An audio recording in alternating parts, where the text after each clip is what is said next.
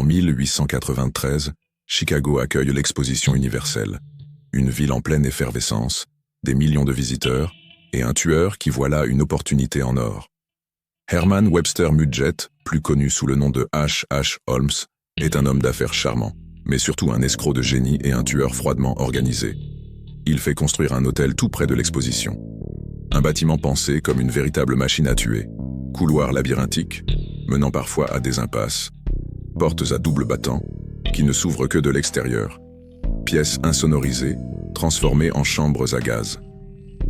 Trappes secrètes, reliant les chambres au sous-sol. Un incinérateur, parfait pour faire disparaître toute trace. Et le pire. Le plan changeait constamment. Holmes engageait et virait ses ouvriers sans leur expliquer l'ensemble du projet.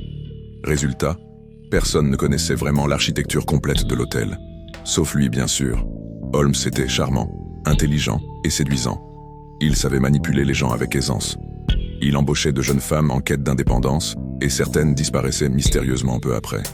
Lorsqu'on a fouillé l'hôtel après son arrestation, on y a trouvé des squelettes incomplets, des morceaux humains brûlés, ainsi qu'un établi de dissection. Holmes revendait même des squelettes à des écoles de médecine. Un business macabre qui lui permettait de se débarrasser des corps sans éveiller de soupçons. Même en prison, Holmes a tenté une dernière escroquerie.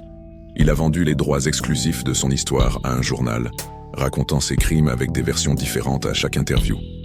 Il a avoué 27 meurtres, puis s'est rétracté, puis en a avoué plus de 100, avant de nier encore.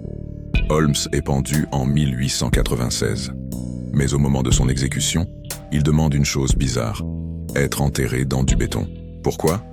Il avait peur qu'on vole son cadavre et qu'on l'utilise pour des expériences, exactement comme lui l'avait fait avec ses victimes. Certains ont longtemps cru que Holmes avait simulé sa propre mort et s'était échappé. En 2017, son corps a été exhumé, et il était bien là. Petite ironie, son cercueil en béton avait tellement bien fonctionné que son corps était encore en partie conservé. L'hôtel, surnommé le Murder Castle, est rasé en 1938, mais son histoire, elle, continue de hanter l'Amérique. Le Bates Motel, c'est pour les débutants. Abonne-toi et like mes vidéos si tu veux plus d'histoires étonnantes.